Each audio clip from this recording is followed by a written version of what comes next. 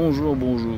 Alors, comme on me l'avait demandé, je vais y répondre tout simplement. Je n'ai plus le temps de faire des vidéos car je reçois des messages. Car je suis étudiant. Et c'est la première fois de ma vie que je bosse autant et que j'aime ce que je fais en même temps.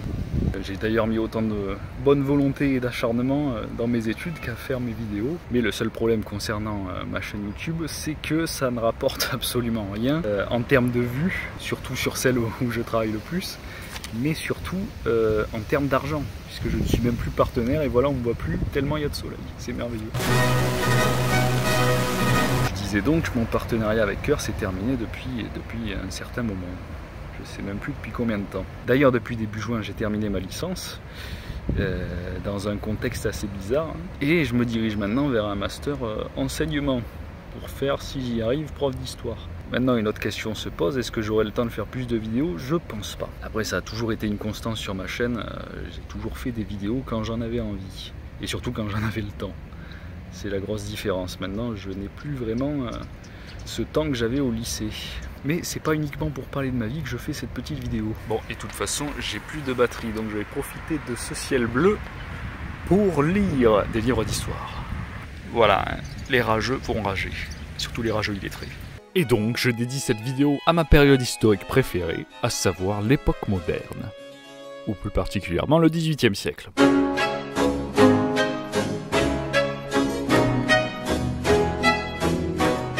Après tout, avec le XVIIe siècle, c'est celui qui connaît l'essor des sciences, mais aussi et surtout les Lumières. Voltaire, Rousseau, Montesquieu, Diderot, d'Alembert, Kant, Buffon, Quesnay, Adam Smith, l'expédition de Bougainville, ou encore la Pérouse. Mais le XVIIIe siècle, c'est aussi celui de la Révolution, un sujet aussi passionnant que terrible. Bien sûr, c'est plus subjectif puisqu'on pourrait parler du XIXe siècle, mais je vais choisir de dire que le XVIIIe siècle est celui de l'apogée des arts. Peinture, architecture, musique, il y en a pour tous les goûts. Notons par exemple l'essor du néoclassicisme avec David, François Vincent, Girodet ou encore Antoine Gros. Même si certaines des peintures que je cite sont du XIXe.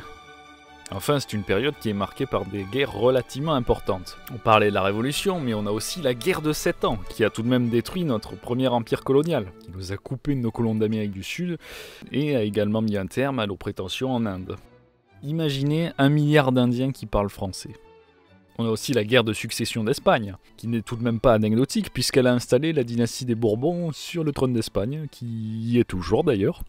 Mais on a aussi la guerre de succession de la Pologne, qui a notamment permis à la France de récupérer le duché de Lorraine et de Bar.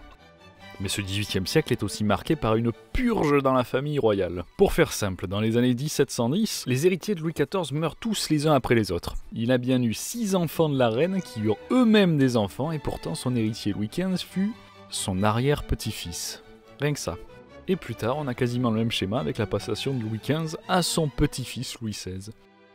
Oui, bien sûr, pas la peine d'évoquer la fin du siècle qui fut assez mauvaise pour les Bourbons. En bref, on a plein d'événements qui nous permettent d'imaginer un bon nombre d'uchronies. Du genre, truc tout bête, si le duc de Berry n'était pas devenu Louis XVI, la Révolution aurait-elle eu lieu? Aurait-elle connu un déroulement drastiquement différent?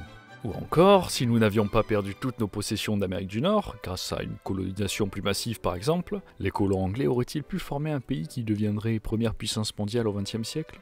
Et comment aurait-il évolué étant empêché d'avancer vers l'ouest? Et même y aurait-il eu un état séparatiste francophone qui s'y serait substitué? Tant de questions qui resteront sans réponse.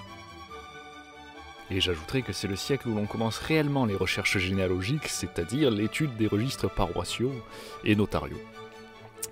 Parce que l'état civil, on va pas se mentir, c'est l'étape simple. Le didacticiel, on va dire. Sauf si tu vis à Paris. Bonus de fin, on va également rappeler que c'est la période dite des absolutismes, à cheval avec le XVIIe siècle encore, et ça fait particulièrement rager ces salopards de néo-bolcheviques. Autant de choses qui font du XVIIIe siècle et plus largement de l'époque moderne une période historique passionnante.